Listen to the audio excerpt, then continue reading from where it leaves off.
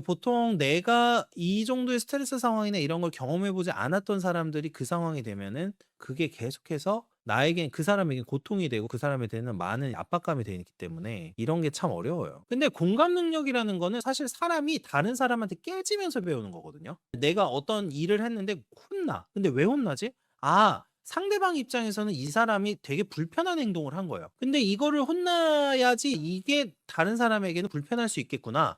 라는 거를 인지하게 되거든요. 근데 그걸 인지를 하려면은 계속 깨져야 돼요. 주변에서 혼도 내고. 근데 요즘에는 교육 방식이든 뭐 학교든 다 마찬가지인데 이런 거에 대해서 혼내지 않아요. 자, 삼성전자에 다니시는 한 분이 또 글을 쓰셨어요. 자 보면은 자, "이혼하고 싶다.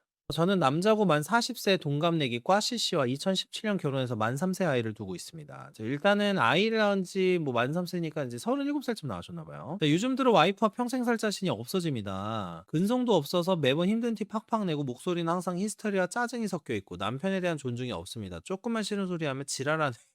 이런 식으로 대꾸를 한대요. 지금 해외에서 살고 있는데 모든 것을 한국 기준에 맞추면서 살 수 없음에도 불구하고 본인의 기준을 내려놓지 않습니다. 이게 주로 생활의 질과 관련된 거겠죠. 그래서 레지던스는 이거는 이래서 안 되고 여기는 뭐가 없고 여기는 어쩌고저쩌고 해서 이제 없고 현지 내니를 구해줘도 대충 내려놓고 쓰면 될 텐데 본인 기준치에 안 맞는다고 두 번이나 가르쳤다. 그러면서 다시는 현지인을 집에 들이지 않겠다고 하면서 몇 개월 전에 내니를 잘랐는데 내니 없이 여기서 계속 살고 있대요. 사실 내용은 이런 거예요. 그러니까 이 사람하고는 도저히 살기가 힘들다." 뭐 이런 취지의 이야기였습니다. 저는 사실 요 부분이 굉장히 조금 와닿는 부분이 있는데 이게 제가 실무로 하다 보면은 사실은 안 좋은 아내의 특징이에요. 안 좋은 남편의 특징은 사사건건 무시하는 말을 하는 거예요. 그러니까 이제 사사건건 아내의 어떤 뭐 예를 들면 아내가 뭐 일을 했는데 아내의 행동이나 이런 거를 무시하는 말을 하거나 발언을 계속하는 거. 요게 안 좋은 남편의 특성이고요. 안 좋은 아내의 특성은 이거예요, 주로. 힘든 일 못하고 계속 뭐 할 때마다 짜증 내면서 남편한테 쏘아대는 그 느낌. 요걸로 하는 게 이제 안 좋은 아내의 공통적으로 보이는 특징입니다. 자, 어쨌든 그런데 이혼 관련 얘기를 하다 보면은 요런 부분들에 대한 이야기를 좀 많이 하게 되고요. 보통 히스테리와 짜증이 섞여 있다는 게 이게 여러 가지 의미를 담고 있어요, 사실은. 이게 이제 뭐 이걸 단순하게 해석하면 '여자가 뭐 남자 별로 사랑 안 하는데 결혼했나?' 이렇게 생각할 수가 있는데 제가 한번 이렇게 본 영상에서 그 얘기 들은 적이 있어요. "고생을 해본 여자를 만나라." 이 고생을 해 봤다는 게 굉장히 사실 추상적이잖아요. 제가 쪼끔 구체적으로 한번 말씀드리고 싶은 게 있었어요. 이 "고생을 해 봤다."라는 게 사람마다 자기는 다 고생을 한다고 생각을 해요, 사실. 사람마다 저는 이런 분들 못 만나 봤어요. "나는 고생 없이 편하게 컸어."라고 말하는 사람은 진짜 보기 드물어요. 근데 정말 각자가 살아온 게 너무나 다르지만 그리고 사실은 어떤 A라는 사람이 B라는 사람을 보면서 '저 사람은 그렇게 어렵게 산 건 아닌데 힘들게 산 건 아닌데.'라고 생각이 드는 사람도 본인은 굉장히 힘들게 살았다고 생각을 해요. 그러면은 요분들이 보통 결혼 생활을 하게 되면 어떻게 되느냐. 내가 지금 현재 경험하고 있고 현재 어떤 살아가고 있는 이 방식이 너무나 고통스러운 거예요. 왜냐하면 당연히 내가 현재 과거에 혼자 살 때 이때보다 훨씬 더 둘이 살면서 많은 다툼을 하게 되고 예를 들면 부모님이 나를 대해줄 때와 내 남편이 나한테 어떤 의무나 책임을 부과를 한다거나 뭐 같이 뭘 하자고 한다거나 이럴 때 느껴지는 압박감이나 이런 게 다르거든요. 그리고 이거를 계속 본인은 자기가 힘들게 살았다고 생각을 하지만 실제로는 힘들게 살아본 적이 없었기 때문에 결혼을 하고 나서 경험하는 모든 현상이나 모든 사건들이 배우자한테는 굉장히 힘든 일이 되는 거죠. 그래서 여기서부터 히스테리와 짜증이 섞여 있게 됩니다. 이 고생의 느낌은 약간 어떤 느낌이냐면 내가 어떤 일을 하는데 그 일을 어떤 정신적 고통 없이 부드럽게 해낼 수 있는 게 사실은 그 사람이 살아온 세월이 굉장히 단단해야지 가능하거든요. 해결을 하는 게. 근데 그게 단단하지 않으면은 조금만 균열이 일어나거나 조금만 힘든 일이 벌어지면 짜증이 나게 돼 있어요, 사람은. 가령 이런 거예요. 제가 운전을 한다고 가정을 하면 자 초보인 운전하는 사람이 있어요. 그 사람이 경험하는 그 도로 내에서의 스트레스 상태, 주행 상태 뭐 예를 들면 차선을 바꿀 때 스트레스 상태와 20년 정도 운전을 한 어떤 드라이버의 차선을 바꿀 때 스트레스 상태 이렇게 생각을 하시면 되는 거죠.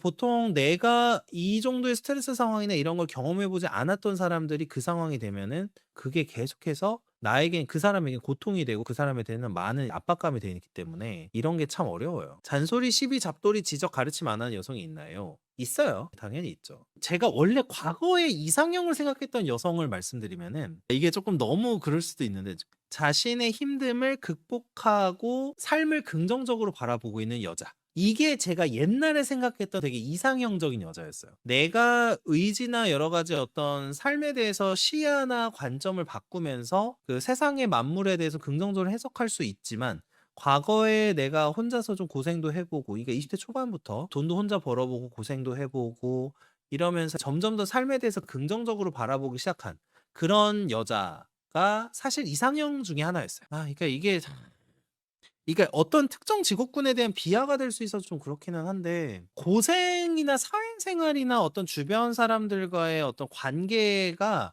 필요 없는 직업군들 있잖아요. 그 대표적으로 약간 교수 같은 직업인데 뭐 선생님도 마찬가지고요. 그러니까 그런 직업군들이 정말 이기적이에요, 사실. 예, 그래서 내 자기가 조금 힘든 거나 이런 상황들을 못 버티는 경우들이 좀 있어요. 근데 어쨌든 그래 가지고 저는 그런 생각 많이 했어요.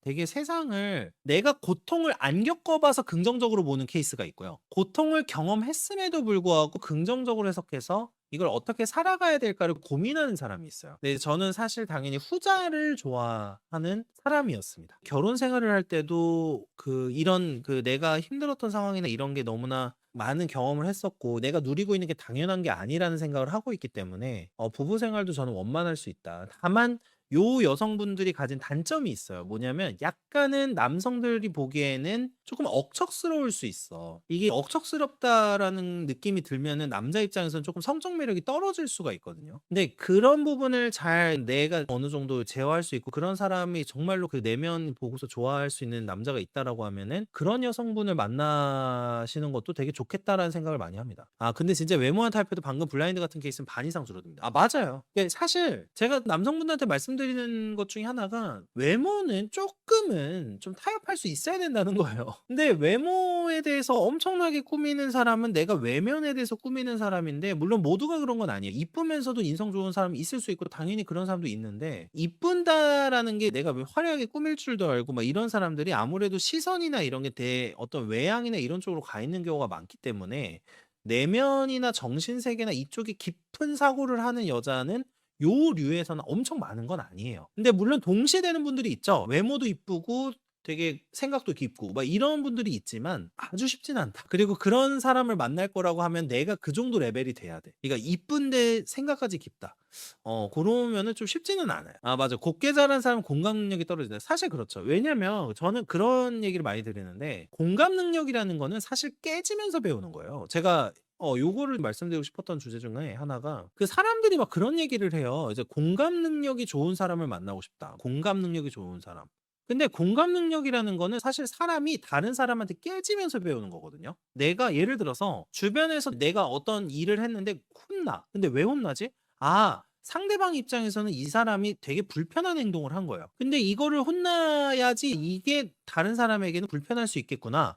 라는 거를 인지하게 되거든요. 근데 그걸 인지를 하려면 계속 깨져야 돼요. 주변에서 혼도 내고. 근데 요즘에는 교육 방식이든 뭐 학교든 다 마찬가지인데 이런 거에 대해서 혼내지 않아요. 이거를 다양성이라는 명목 아래 혼내지 않기 때문에 요즘에 10 대나 20대 친구들은 사실 공감 능력이 굉장히 떨어집니다. 거기다가 온라인 환경까지 익숙해지다 보니까 내가 좋아하는 것만 보고 이러니까 타인의 관점을 이해할 수 있는 친구들이 거의 없어요. 그러다 보니까 계속해서 이제 그 공감 능력이 떨어지게 되고 이게 이제 좀 반복되는 거죠. 그래서 저는 그래서 아까 20대 초반부터 열심히 살면서 이렇게 조금 극복하려고 했던 그런 케이스의 여자가 이상형이었다고 말을 했던 거예요. 사실 곱게 자라고 정말 그냥 오냐오냐 해 가지고 키우고 하는데 그 친구가 공감 능력이 좋아질 수는 없어요. 저는 그렇게 생각해요. 그렇다고 해서 또 너무 혼내면서 막 규율을 강하게 해 가지고 키운다고 해서 공감 능력이 좋아지는 건 아닌데 근데 어쨌든 그냥 진짜 오냐오냐 걔가 원하는 거 다 해 주고 이렇게 키웠는데 걔가 공감 능력이 어떻게 생기겠어요. 공감 능력을 마치 그렇게 생각을 해요. 뭐 이렇게 해석하시더라고요 요즘에. 어린아이를 키우는 부모님들이 그 공감 능력을 키워줘야 되고 부모가 아이에 대해서 공감을 해 주면 아이가 공감해 줄 거다 이렇게 생각하시는 분들이 있어요. 아니거든요. 그거는 그렇게 해서 공감시키는 게 아니에요. 공감시키는 방법은 예를 들면 이런 거예요. 아이가 아이한테 부모가 하고 있는 일을 시켜 보면 돼요.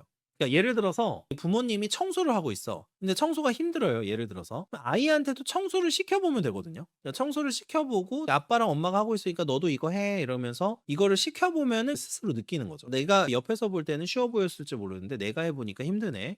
그러면서 공감 능력이 생기는 거예요. 타인의 관점을 이해를 하게 되고 내가 실제로 해 보지 않은 것과 해본 거는 당연히 차이가 있는 거니까 이렇게 되는 건데 그런 거를 요즘에 잘 교육을 안 시켜요. 이거는 여성만 문제가 아니라 남자인 애들도 이런 환경에서 크는 친구들이 되게 많다는 거. 대부분의 교육 방식이 이렇게 되고 있는 경우가 굉장히 많아 가지고 그러니까 이러다 보니까 공감 능력이 떨어지는 거죠. 정말 슬프죠. 이제는 어떻게 되셨는지 아시나요? 당연한 게 아닌 게 됐어요. 계속 말씀드리지만 제가 왜 이런 얘기를 하느냐 당연하지 않아요. 이걸 이해하고 있는 사람이 절반을 넘지 않습니다. 그러니까 뭐 어떤 느낌이냐면 안 좋은 것도 다소가 되면 다 노멀이 돼. 이런 식으로 좀 가니까 뭐가 문제가 좀 있는 거죠. 요런 사연이 있었고요. 요거는 약간 유사한 결의 사연이 하나 더 있어요. 요것도 하나 해 볼게요. 와이프랑 나 둘 다 지방직 공무원인데 와이프는 5년 차다. 근데 이 새로 인사 발령 받은 지 4 개월 만에 일 힘들다고 그만둔다고 한다. 조금 이런 케이스들도 뭐 꽤 있죠. 취직인 인사고충이 다 얘기해 봤는데 지방직 공무원 자체가 싫다고 안 하겠다고 한다. 그래서 차라리 알바나 하겠다는데 이게 맞나 이렇게 하는데 애는 아직 없고 여기 인구가 10만도 안 되는 소도시라서 알바 등의 다른 선택지가 많은 것도 아니다. 그러니까 준비된 것도 없다. 그래서 붙잡는 게 맞냐 아니면 그냥 냅둬야 하나 어떻게 해야 되냐 이런 얘기가 있는 글이 있어요. 지방직 공무원이고 5년 차다. 그러면 일은 어느 정도 익숙해졌겠죠. 뭐 휴직이니 인사고충이니 얘기를 했는데 아예 공무원 직무 자체가 싫다라고 얘기를 했다고 해요. 근데 요거는 제가 좀 말씀드리고 싶은 게 단순히 요거는 그 어떤 결혼 생활로 뭐 싱크가 되겠다 요렇게 접근하기보다는 좀 다르게 접근하나 해 보자면은 공무원분들 중에서 내가 다른 일을 해 보지 않은 분들 있잖아요. 공무원 시험 준비만 하시다가 바로 붙어 가지고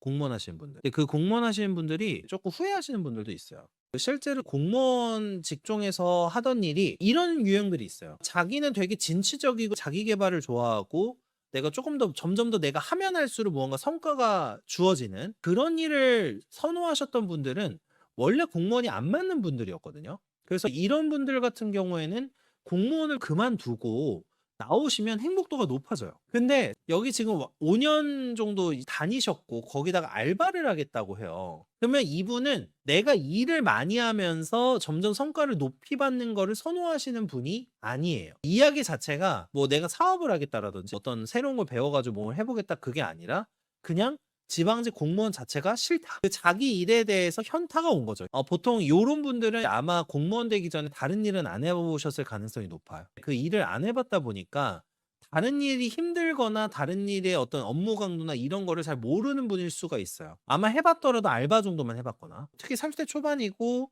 5년 차라고 하면 스물 뭐 6-7 쯤에 시험에 붙은 거잖아요. 그러면은 다른 일을 잘 안 해 봤을 가능성이 높으니까 이런 분들이 조금 이렇게 그 공무원 그만두시는 선택을 하시는 분들이 있더라고요. 남편이 또 벌어오니까 또 그만두고 싶은 게 조금 더 마음이 강해지는 거고 그 사실은 남편이 돈도 벌어오고 어느 정도 결혼을 했고 하니까 '아 나는 이제 일 안 해도 되는 거 아닌가.'라는 생각이 사실 드는 분들이 많이 있어요. 그래서 그런 것도 좀 많이 있는 것 같습니다.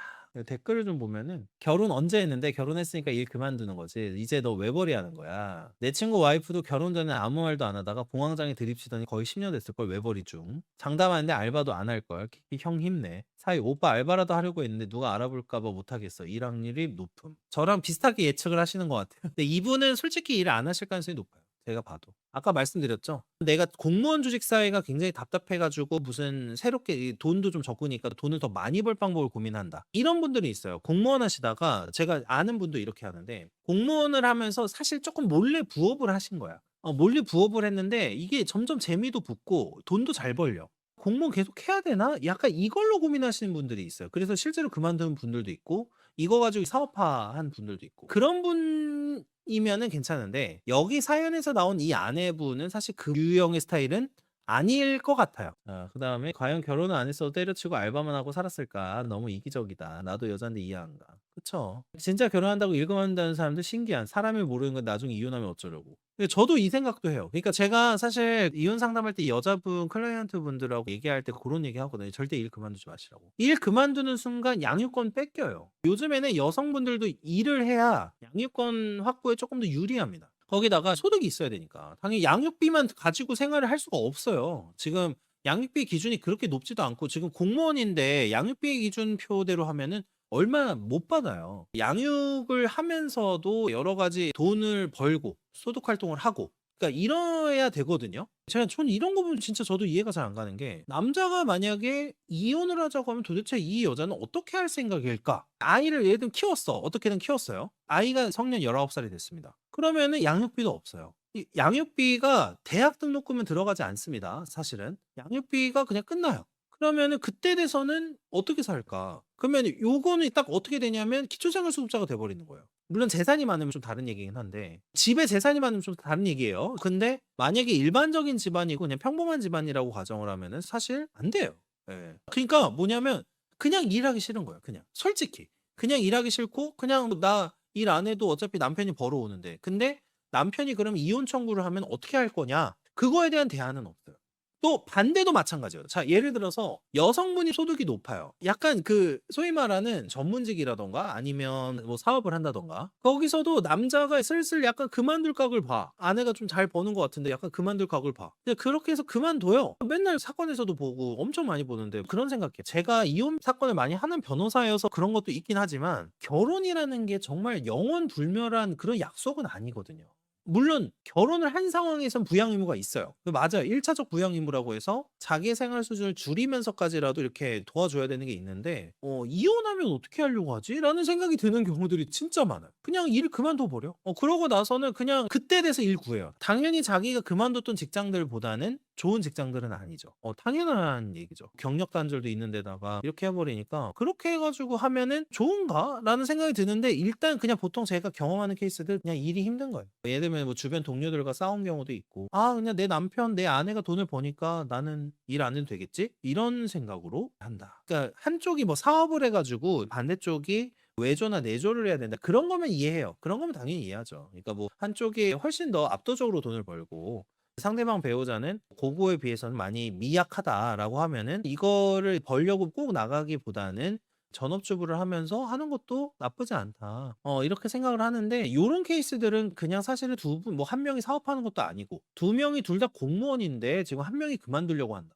무조건 공무원 커플이면 둘 다 무조건 일을 해서 이걸 가지고 집도 사고 자산도 축적하고 해야 되는 상황인데 그만두겠다. 공무원을 그만두면 다시 돌아갈 수도 없잖아요. 그리고 공무원은 그만두면은 공무원 경력을 활용해 가지고 막 취업을 한다거나 이런 것도 쉽지도 않고 이해가 안 갈 때가 많아요. 그러니까 정말 그냥 이런 거예요. 당장 내 몸이 그냥 힘들어. 그냥 직장 지긋지긋해. 직장 나가기 싫어. 아까도 본문에서 나왔었지만 이제 휴직이나 이런 얘기를 했다고 하잖아요. 그러니까 휴직이니 인사고충이니 이런 거 해 가지고 쪼끔 쉬어라. 그러니까 이런 얘기도 했다고 하는데 이게 안 먹힌다는 거예요. 그냥 지방직 공무원 자체가 답답해서 싫다. 요렇게 되는 거죠. 사실 이게 결혼하고 나서 이렇게 되는 경우가 많아요.